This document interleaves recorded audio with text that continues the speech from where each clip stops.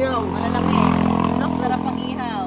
Ari naman ay... Tapos ay kinamatisan. Ari naman ay tulingan. Pwede rin pang ihaw. Ito na nilulutuin natin. So guys, it's me again, Lenny. It's another day and another gawain na naman. And for today's video, ipapunta po kami sa Sariaya, Quezon. So guys, time check natin is 1:00 ng hapon. Dahil may mga inasikaso pa kami sa tindahan. At may mga inangis pa kami mga gawain. Kaya hapon na rin kami nakaalis. At tingnan natin kung anong oras kami makakarating ng Sariaya, Quezon. Tara! So guys, plano namin dumaan sa may sungay para mas mabilis kami makakarating sa may papuntang Sariaya. So guys, ang estimate ko, mga 20 minutes, nandun na kami sa baba ng sungay. Tama ba, lab? 20 minutes ang estimate ko.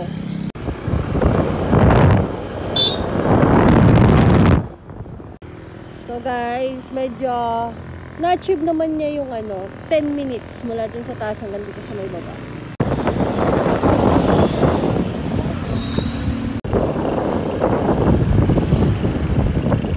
So guys, ito na yung kagandahan kapag nakasingal ka, pwede kang sumingit sa gilid-gilid.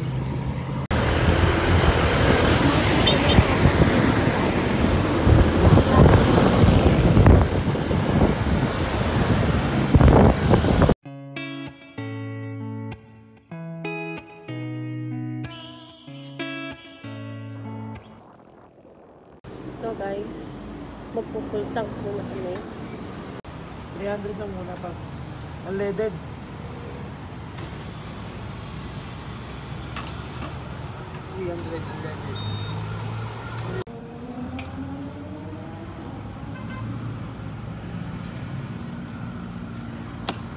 So guys, nasa Candelaria bypass road na kami at halos 1.5 hour na ang nagiging biyahe natin papunta dito.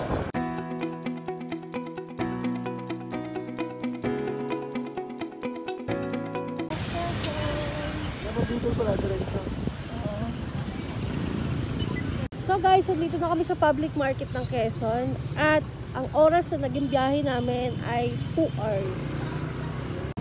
So guys, kakain muna kami at medyo napot na kami ng gutom ni Mr. Shades.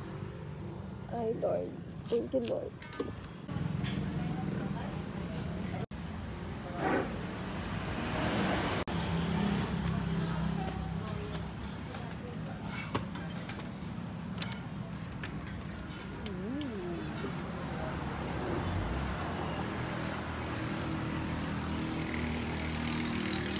So guys, nandito kami sa tambayan ni Cardo. Kain muna kami.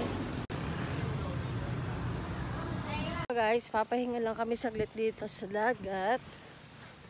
With Mr. Shades.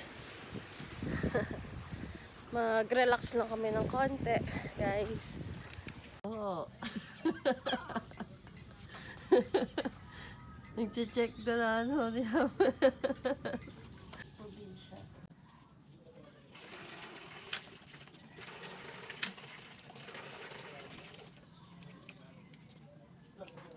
Makikita nyo, damaya talaga kami kasi ilang araw kaming puyat. Pero gwapo pa rin yan. At alam nyo na guys. So guys, pupunta kami ng Bulwagan. Natitingin kami ng mga sariwang isda. Gugunagunahin namin habang nandito kami sa probinsya ng Quezon. So kasama namin si Ed at yung kanyang kuya. So, ang pupuntahan namin ay yung tinatawag nilang Bulwagan. Tingnan natin kung gano'n nga baka fresh ang mga isda doon.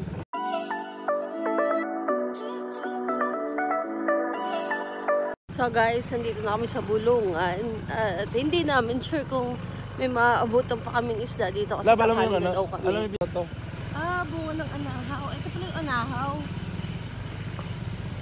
Yan, may mga shell dyan. Ito may ibon. Yan. May ibon. Yun sa likod. Yun yung bunga na kinakain? Eh bakit nandun sa ano? Malinis pa yun? Isa talaga nabubuhay.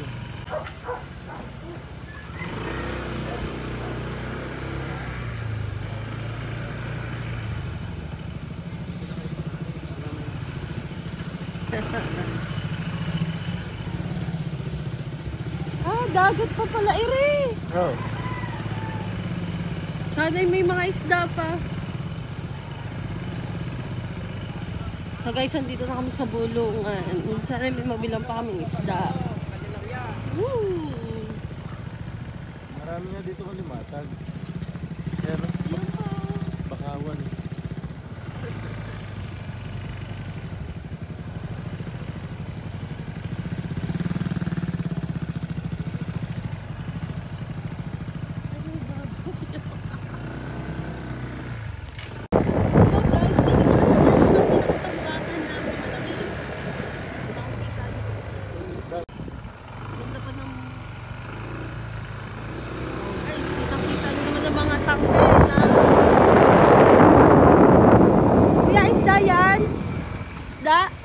Wala na nin. Ayubos na. Opo.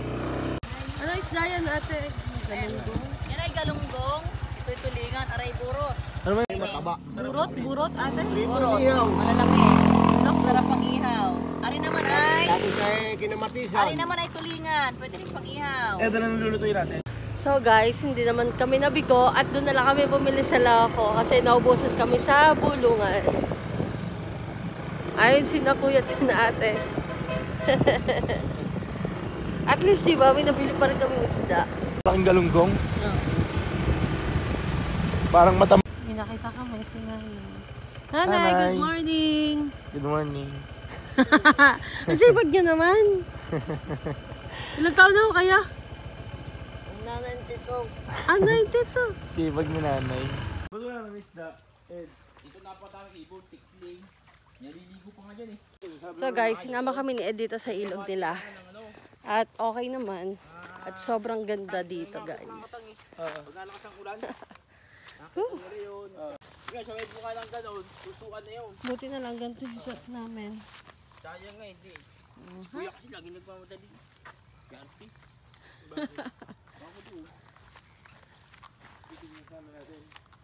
Tatawa sili labo. Yung kuha ng susu. Labo. Sili yan. Ayan, mag-uwi ka. Hindi ganda ng lahi. Anong lahi kaya yan? Ano pang mga inasan? Ayan oh. Kaya nga nung wala ko ito. At mapang bilhin. Puro sili pala ire. Pang mga inasan. Tilit-tilit. Kasi daw siya may kasama eh. Diba yung niligaw siya? Niligaw nga. Tabi-tabi po. Pinagkaruha. Dami niyo go. Diretso pa kami mamaya shop. Diretso pa kami mamaya shop nito eh. Sa tindahan. Bukas. Parang nga dito, ang hirap din dito. Na? So guys, ang isa lang sa mga advantage kapag ka nandito ka sa probinsya is talagang makakalanghap ka ng fresh air at talagang hindi mo mararamdaman yung stress. And super na-enjoy namin ang bakasyon namin dito sa Sariaya, Quezon guys. So guys, ayan, we're going home na.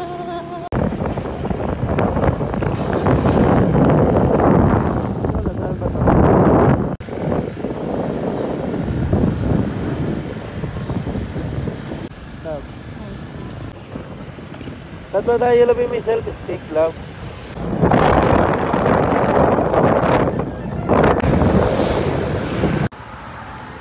Ano? Ano? Love.